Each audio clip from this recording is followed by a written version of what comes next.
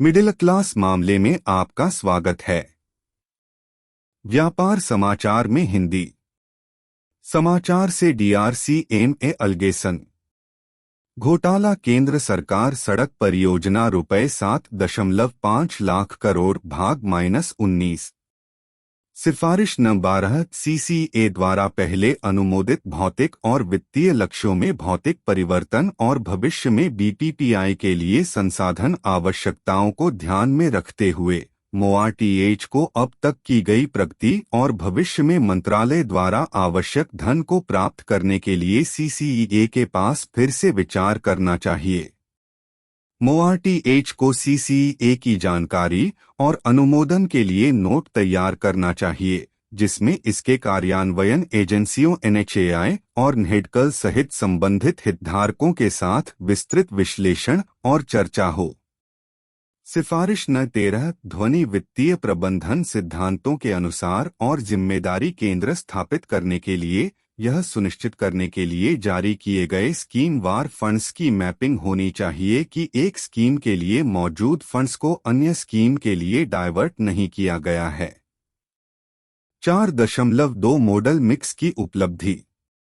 MoRTH इसकी मानक संचालन प्रक्रिया 21 दिसंबर 2017 की वीडियो निर्देश दिया कि NHAI सहित प्रत्येक कार्यान्वयन एजेंसी को BPPI के तहत परियोजनाओं के एक मॉडल मिक्स 116 को तय करने की आवश्यकता है, जो CCA द्वारा अनुमोदित वित्तीय परिव्यय के अनुरूप है। विभिन्न कार्यान्वयन एजेंसियों द्वारा अपनाए गए मॉडल मिक्स की समीक्षा पर ऑडिट ने निम्नलिखित का अवलोकन किया। 4 फरवरी 2001 NHAI के लिए मॉडल मिश्रण। NHAI बोर्ड ने अपनी 118वीं बैठक में BPPI परियोजनाओं के कार्यान्वयन के लिए निम्नलिखित 3 मॉडल मिश्रण पर विचार किया। तालिका 4.3 NHAI के लिए मॉडल मिक्स प्लान। S.9 विवरण 1.BPP का प्रतिशत हैम के तहत निर्मित होने वाली लंबाई 2.EPC के तहत निर्मित होने वाली BPPI लंबाई का प्रतिशत 3 बॉट टोल के तहत निर्मित BPPI लंबाई का प्रतिशत।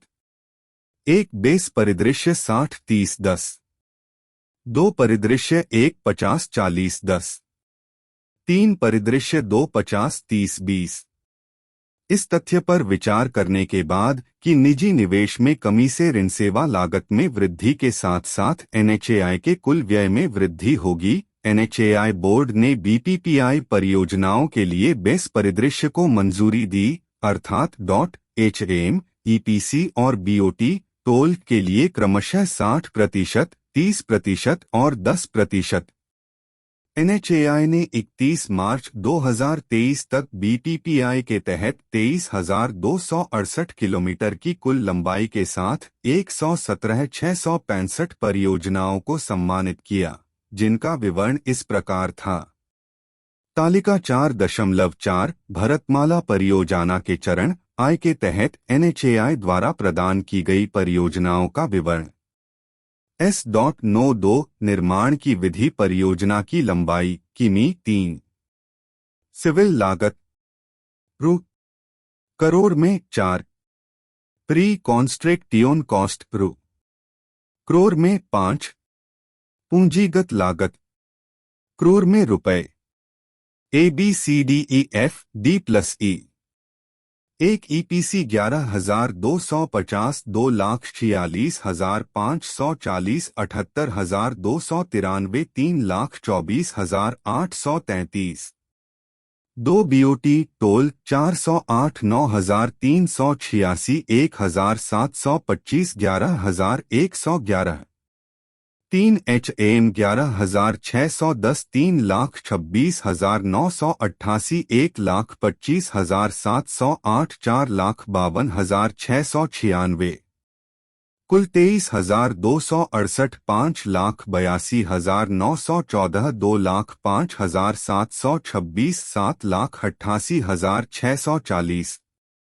ऑडिट में पाया गया कि निर्माण के विभिन्न तरीकों के तहत परियोजनाओं को मंजूरी देने और पुरस्कृत करने के दौरान अनुमोदित मॉडल मिश्रण से भिन्नता थी, क्योंकि कुल राष्ट्रीय राजमार्गों की लंबाई 23,268 किलोमीटर थी। बीओटी टोल मोड के तहत 1.75% की एक अल्प राष्ट्रीय राजमार्ग की लंबाई विकसित की जा रही थी। निर्माण के इस मोड के लिए स्वीकृत 10% के मुकाबले, जबकि 48.35% और 49.90 राष्ट्रीय राजमार्गों की लंबाई का प्रतिशत क्रमशः ईपीसी और एचएएम मोड के तहत बनाया जा रहा था। निर्माण के इन तरीकों के लिए क्रमशः 30% और 60% स्वीकृत।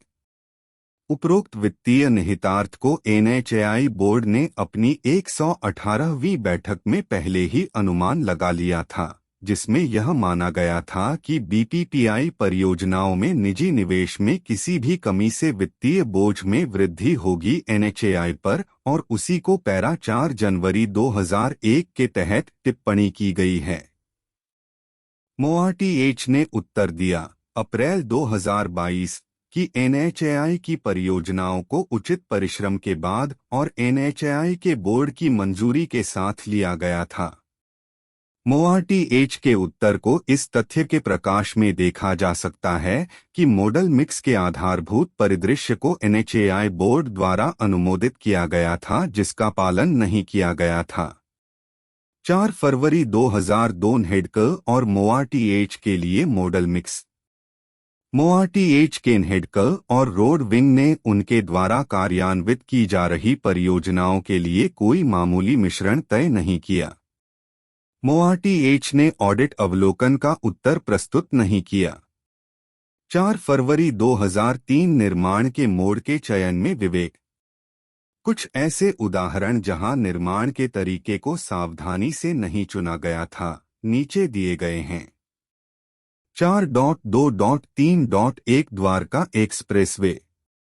मोआरटीएच ने 11 सितंबर 2017 हैम पर ईपीसी मोड के तहत द्वारका एक्सप्रेसवे को निष्पादित करने के लिए इसे पूरा करने के लिए महत्व बटा तात्कालिकता पर विचार किया और इसके पूरा होने में देरी से बचने के लिए निर्णय लिया।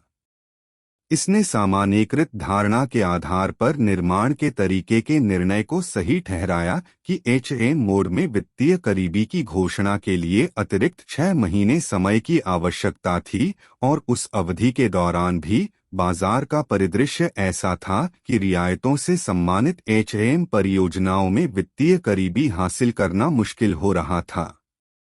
हालांकि द्वारका एक्सप्रेसवे मोआरटीएच बटा के निर्माण के तरीके पर निर्णय लेते समय एनएचएआई परियोजना के लिए सही तरीके की उपलब्धता का विश्लेषण करने में विफल रहा और प्रस्ताव के नियमों और शर्तों के अनुरोध को स्थिर करने में भी विफल रहा।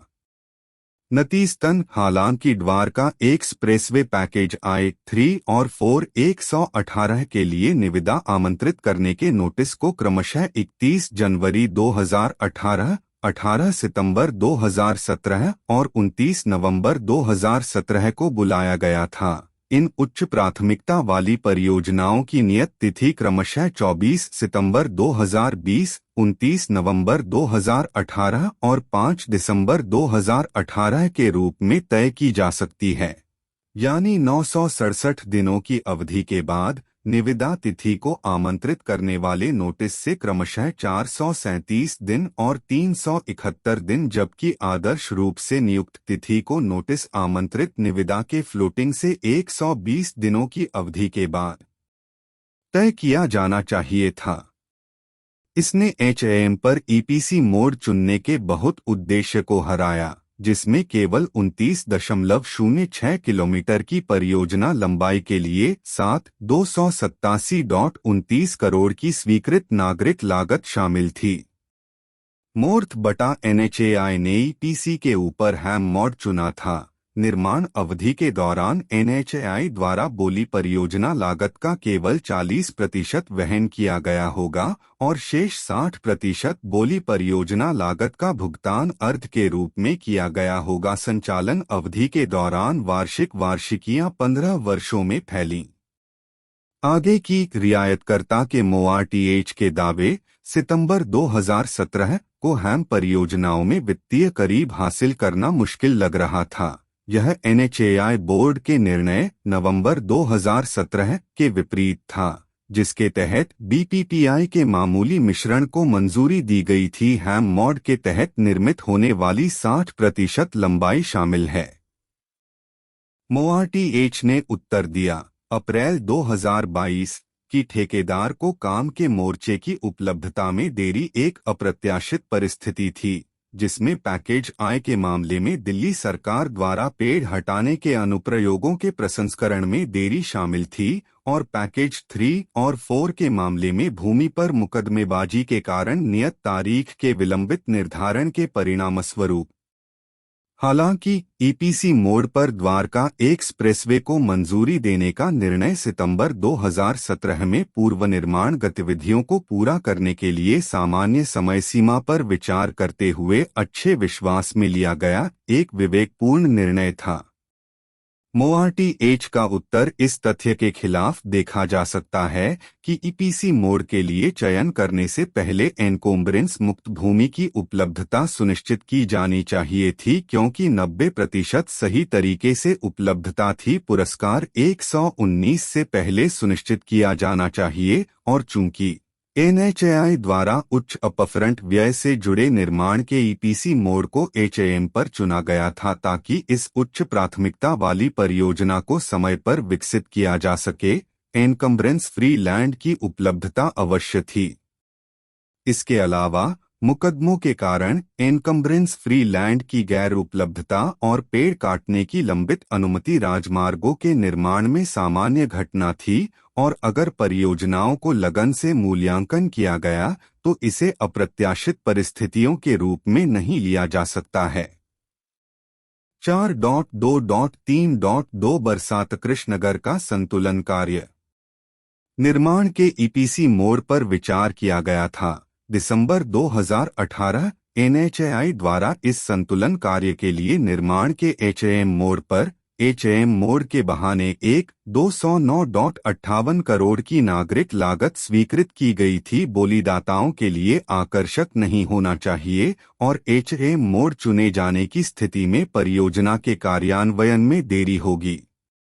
तथापि प्रबंधन परियोजना के लिए अपेक्षित अधिकार की उपलब्धता सुनिश्चित करने में विफल रहा और इसके कार्यान्वयन एजेंसी के बारे में निर्णय लेने में भी देरी हुई, जिसके कारण परियोजना की नियत तारीख तय की जा सकती है 31 अगस्त 2020 तक, यानी दिसंबर 2018 के निर्णय के लगभग 20 महीने बाद, जिससे HAM मोड पर EPC मोड के चयन के उद्देश्य को हराया गया। MoRTH ने ऑडिट अवलोकन के लिए उत्तर प्रस्तुत नहीं किया। 4.2.3.3 ग्वालियर, शिवपुरी, मोहाना टाउन पोर्टियन और उले, सूरतगाम, मालम्बरा, तुलजापुर, शिंगोली, येदेशी, नलदुर्ग और उमेरगा में मौजूदा सड़कों का विकास। ग्वालियर शिवपुरी मोहाना टाउन पोर्टियन पुरानी NHDP परियोजनाओं का एक बाईपास हिस्सा था, जिसे 2015 से 16 में अनुमोदित एक बार के सुधार तंत्र के तहत विकसित किया जाना था और उले, सूरतगाम, मालुम्बरा, तुलजापुर, शिंगोली और येदेशी NH 211 और नालबर्ग और में मौजूदा सड़कों का विकास उमेरगा NH 65 रखरखाव कार्य थे, जिसके लिए अलग से धन उपलब्ध था। लेकिन फिर भी इन परियोजनाओं को BPPI के तहत सम्मानित किया गया। CCA अनुमोदन के अनुसार BPPI के तहत इस प्रकार की परियोजनाओं के लिए कोई प्रावधान नहीं होने के बावजूद 46.84 करोड़ की कुल परियोजना लागत के लिए इस प्रकार भरतमाला परियोजना के लिए धन का उपयोग उन प्रकार के कार्यों बटा परियोजनाओं के लिए किया जा रहा था जो भरतमाला के दायरे में नहीं थे और जिनके लिए अलग अलग योजनाएं और धन अनिवार्य थे। MoRTH अपने उत्तर में अप्रैल 2022 स्वीकार किया कि इन परियोजनाओं को NHDP के तहत पूरा नहीं किया जा सकता है और CCA अनुमोदन में समान प्रावधान नहीं होने के बावजूद BPPI के साथ विलय कर दिया गया था। सिफारिश नंबर 14 मोआरटीएच को बाजार परिदृश्यों और बीपीपीआई वित्तीय बाधाओं पर विचार करते हुए बीपीपीआई परियोजनाओं के लिए निर्माण का सबसे इष्टतम तरीका चुनना सुनिश्चित करना चाहिए, क्योंकि यह सरकार और सरकार से धन की आवश्यकता को प्रभावित करता है, उधार और परियोजना की व्यवहार्यता पर भी निहितार्थ हैं। कृपया वीडियो को लाइक करें। कृपया चैनल को सब्सक्राइब करें।